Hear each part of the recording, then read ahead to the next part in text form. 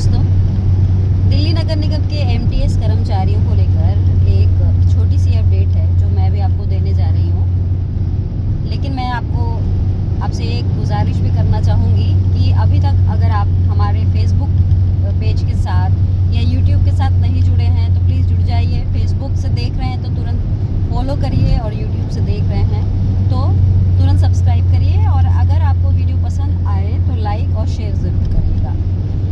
चलिए, तो मैं अपडेट दे दूँ उससे पहले एक बात आपके सामने रखना चाहूँगी कि कुछ लोग हैं, बहुत कम संख्या है उनकी, एक नारा लगा रहे हैं कि बांग्लादेश का हिंदू खतरे में है। एक बात बता दूँ कि देश तभी तरक्की करता है ना जब देश के लोग तरक्की करते हैं। हमारे देश में लोग अपनी रोज़गार को लेकर परेशान हैं। किसी को तनख्वाह नहीं मिल रही है, किसी को तनख्वाह मिल रही है तो कम मिल रही है, और तनख्वाह भी टाइम पर नहीं मिल रही है। ऐसे ही बहुत सारे मुद्दे हैं जिस पर ये वही जो कम संख्या वाले लोग की जो मैं बात कर रही हूँ, ये लोग उस पर कभी भी चर्चा नहीं करते हैं। इनको बड़ी चिंता होती है कि बांग्लादेश का हिंदू खतरे में है। तो इस बात को बस मैं आपके दिमाग में डालना चाहती हूँ और बार बार यही कहूँगी कि देश तभी बढ़ेगा जब देश के लोग तरक्की करेंगे। ठीक है, तो मैं आपको बता दूँ कि अभी एमटीएस कर्मचारी जो 33 दिनों तक धरने पर बैठे थे, आपको भी पता है कि इनकी डिमांड क्या थी। इनकी डिमांड यही थी कि क्योंकि 28-30 साल हो गए इनको काम करते हुए, और सुप्रीम कोर्ट का एक आदेश भी यही कहता है कि यदि कोई कर्मचारी 10 साल से ऊपर अगर काम कर लेता है किसी भी संस्थान में तो उसे पक्कों की तरह देखा जाए और उनको सेम वर्क के लिए सेम सैलरी दी जाए, जो इन्हें नहीं मिल रही है। तो इन्होंने कहा कि भाई काम तो हम एक जैसा करते हैं लेकिन तनख्वाह अलग अलग क्यों, इसलिए हमें 27,900 तनख्वाह दी जाए जैसे दूसरों को दी जा रही है।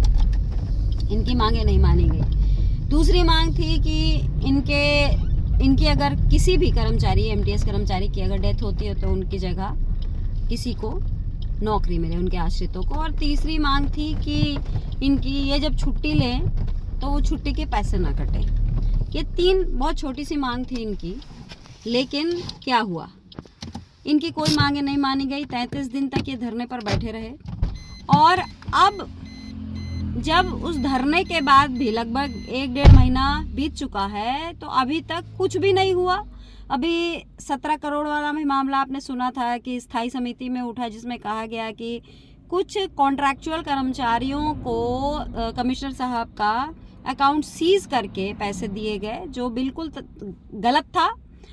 लेकिन ये गलत तरीका तो कर दिया गया, लेकिन जो सही है, जो वाजिब है, जो हक बनता है वो नहीं पूरा किया जा रहा है। अब इसको लेकर अपडेट क्या है? इसको लेकर अपडेट ये है कि जो एंटी मलेरिया एकता कर्मचारी यूनियन के जो मुखिया हैं देवानंद भाई, उन्होंने अपनी तरफ से एक मैसेज भेजा है।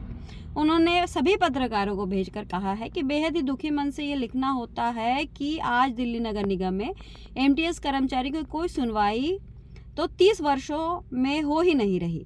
सिर्फ झूठे आश्वासन दिए जाते हैं। इसी क्रम में आज रोहिणी जोन में 131वीं रिटायरमेंट रोहतास साथी वार्ड 41 की रिटायरमेंट के बाद अब रिटायरमेंट की लाइन लग गई है, लेकिन निगम शासन प्रशासन जन स्वास्थ्य विभाग के एमटीएस कर्मचारियों को लेकर गंभीर नहीं। अब महीने के अंत में सिविल लाइन जोन में साथी धर्मपाल वार्ड 41 और नरेला जोन के राजेंद्र वार्ड नंबर 27 में अब 2 साथियों की रिटायरमेंट 30 दिसंबर 2025 को और होने जा रही है।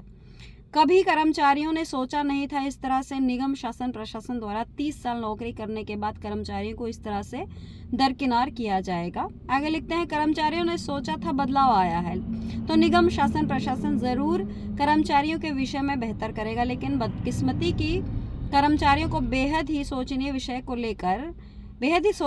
को लेकर सिर्फ सफाई विभाग को छोड़कर बाकी विभाग के कर्मचारियों के साथी से मिलने के बाद दिल्ली के मुख्यमंत्री, मतलब सभी लोगों ने मुख्यमंत्री से मुलाकात की और निगम के मेयर और कमिश्नर एवं स्टैंडिंग कमेटी से गंभीरता से बात रखी, जो कर्मचारी को नागवार गुजर रही है। इसको लेकर अब कर्मचारी गंभीर हो गया है। जहां तक अब उसकी ताकत है, वह कर्मचारी एकत्रित होकर निगम प्रांगण में भी अनशन की दिशा में बढ़ेगा। समझ रहे हैं आप कि अब अनशन की बात हो रही है। 33 दिन तक इन्होंने हड़ताल किया, अपनी बात रखने की कोशिश की और शांतिपूर्ण सारी बात रखने की कोशिश की। पुलिस वालों से भी इनको हटाया गया, बहुत तरह की बर्बरता दिखाई गई, लेकिन ये अड़े रहे। लेकिन इनको बहला फुसला कर ये कहकर हटा दिया गया कि 1 महीना का वक्त दीजिए। अब 1 महीने से ऊपर वक्त हो चुका है, ना मेयर हिलने को तैयार है, ना कमिश्नर। और दूसरी तरफ हम देखते हैं कि हमारे भारत में बड़े सारे लोग सामने आते हैं और कहते हैं बांग्लादेश के जो है ना हिंदू खतरे में हैं। एक आपको पता ही उन्नाव की रेप पीड़िता के साथ क्या हुआ।